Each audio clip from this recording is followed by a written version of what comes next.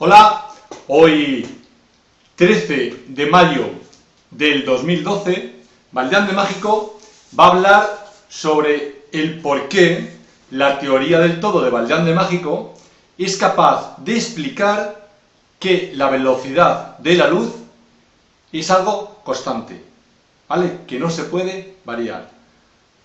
Fórmulas, demostraciones, teorías, todas las pruebas nos dicen la velocidad de la luz es siempre fija.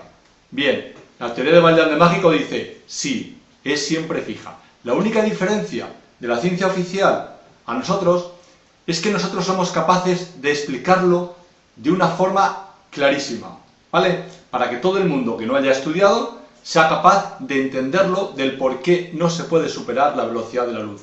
No vamos a hablar de curvaturas, espacio, tiempo, de futuros, no, vamos a hablar de algo muy sencillo. ¿Qué utilizamos nosotros como ejemplo siempre para explicar nuestra teoría? Pues siempre utilizamos la pirámide de Keops. ¿Por qué? Porque hace un tiempo fuimos los únicos que decidimos creer rotundamente que la pirámide de Keops fue diseñada y realizada por unos tipos bastante más inteligentes que nosotros. Con lo cual, una vez que eso lo tenemos claro, simplemente la teoría de Valjean de Mágico lo copia, ¿vale? Hace ingeniería inversa. Ve cómo funciona la pirámide de Keops y dice, bueno, pues a ese nivel de conocimiento llegaremos nosotros dentro de unos años. Bien, para eso traemos nuestra pizarrita de siempre. En el fondo, hoy es homenaje a don Leonardo. ¿Y qué nos dice la ciencia sobre qué es la energía? Pues nos dicen que la energía es algo que ni se crea ni se destruye, se transforma. Pero la teoría del todo de Valjean de Mágico no dice que se transforma, sino que dice que se concentra y se expande. Es decir, la base de la teoría del todo de Valjean de Mágico es que todo se va concentrando, se embona, llega a un punto central, de ahí se expulsa y empieza a expandirse. Con lo cual, ni se crea ni se destruye. Se concentra, llega a un punto y se expande. ¿Cuál es el tic del por qué la velocidad de la luz no puede superarse? Pues porque al concentrarse y llegar a un punto, justo en ese punto es donde se produce un efecto que hace que la velocidad de la luz sea esa, ¿vale? Vamos a intentar explicarlo. Recordemos que pues sabemos que energía es igual a mc2, igual a la constante Planck por la frecuencia, igual a hc lambda. Y que, esta es la más importante, la velocidad de la luz es igual a lambda f.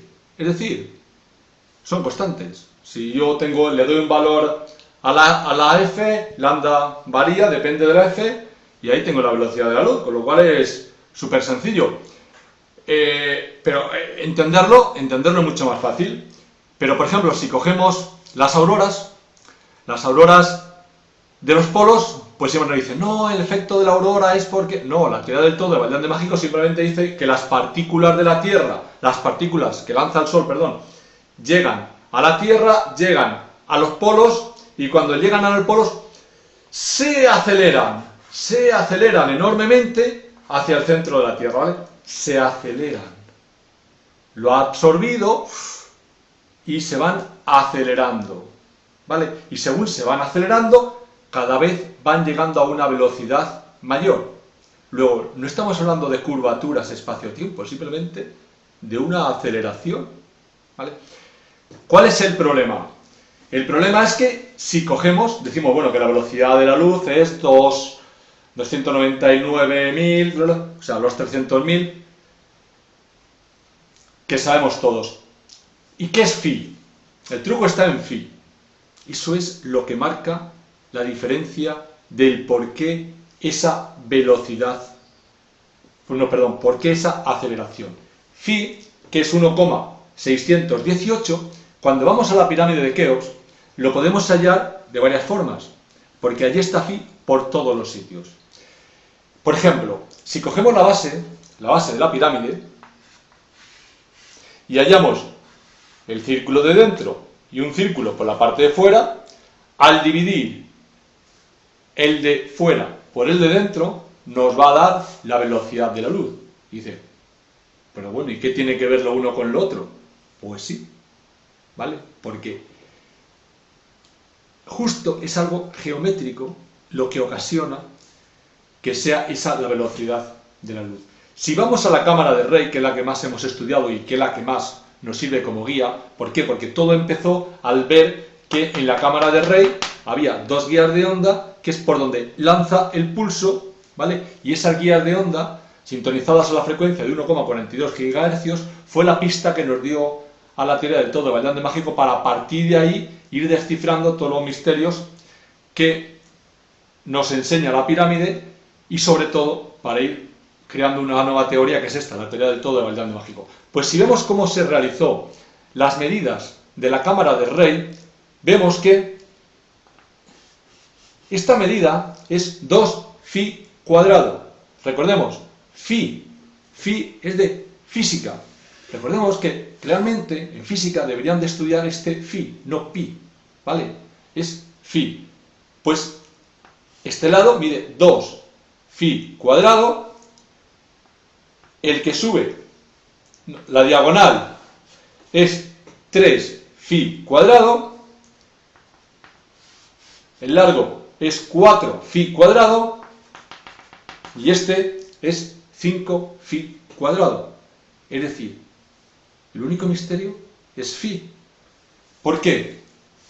¿Qué pasa con phi? Pues nos vamos a estas otras fórmulas y ahí cuando las entendemos, pues es cuando das el tic de todo. Demuestra que cuando sumas y multiplicas phi es lo mismo y que cuando divides y restas es lo mismo.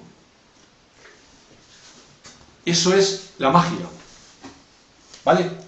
Phi es igual a 1 dividido entre phi menos 1. Phi menos 1 es igual a 1 dividido entre phi. Phi más 1 es igual a phi al cuadrado.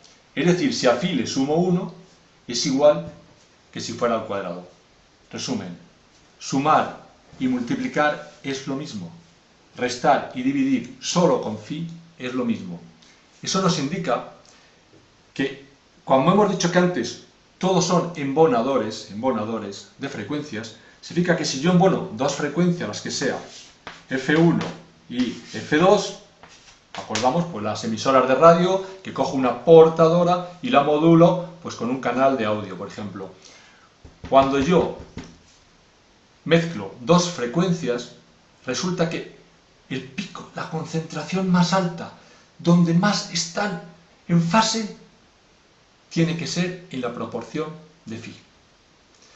Una vez que tenemos claro que es esa proporción de phi lo que nos hace que la concentración, que la fase, que la energía que salga en ese momento es la máxima, es cuando ya podemos entender que si todos son embonadores, pues todo funciona así, ¿vale? Un átomo de hidrógeno, una partícula, un electrón, un fotón, todo funciona exactamente igual. Nosotros funcionamos así, absorbemos información, la vamos acelerando y la vamos acelerando a una proporción determinada, porque depende de la proporción de phi. Y haciéndolo así, vamos a mezclar unas frecuencias que justo en esa proporción van a llegar al punto central, ahí van a colapsar y al colapsar van a emitir el famoso fotón. Ese fotón que nosotros decimos, el fotón no tiene masa. Y decimos, el fotón no tiene carga. ¿Por qué no tiene masa y por qué no tiene carga? Porque es justo esto, el nivel de concentración, es lo que podríamos llamar masa, ¿vale?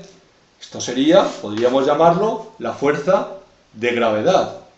Y lo que expulsa es el electromagnetismo. Bien, y justo en el punto central, que es cuando colapsa todo lo que llega, es cuando decimos, no, ahí no hay ni masa, ni carga, ni gravedad, ni electromagnetismo. Es cero. Simplemente es un pulso. Pero ¿qué pasa con ese pulso? Que su velocidad van a entrar en fase justo a la velocidad de la luz. La velocidad va a ser exactamente esa. Porque si no, no se daría la conjugación de fases. O sea, la fase 1, la que sea, y la fase 2, la frecuencia más alta o más baja, aquí es justo donde se juntan y es donde se crea el máximo concentración de energía. Así que es muy sencillo. Siempre nos hablan de que la velocidad de la luz no se puede superar, vamos a analizar las estrellas, vamos a analizar el universo, obtenemos fórmulas rarísimas. Sin embargo, simplemente con una constante, que es la proporción de phi, y simplemente con un concepto de cómo funciona absolutamente todo en el universo, según la teoría del todo de Valjean mágico, llegamos a la conclusión de que justo cuando se concentran van a tener una velocidad única, que va a ser la velocidad de la luz. Consideramos ese punto como que no hay masa y consideramos ese punto como que no hay carga. Y nada, espero que les haya gustado. Seguiremos explicando más de cómo unir las fuerzas, pero hoy ha sido simplemente para que entiendan que la velocidad de la luz no se puede superar. No porque adelantemos tiempo, retrasemos tiempo, no porque se curve el espacio, no porque haya magos de otros sitios, no, sencillamente porque al concentrarse el flujo de cuantos, al concentrarse, se tiene que concentrar con una proporción determinada, que es la proporción de phi, que es cuando mayor es el nivel de concentrado, ¿vale? Y justo en ese punto es cuando emite el fotón y va a ir, pues si va a ir así, lo emite y saldrá girando en el mismo sentido, ¿vale? Nada, espero que les haya gustado y recordad que aún existe una forma radicalmente diferente de ver las cosas y eso es la teoría del todo de Valjean mágico. ¡Adiós!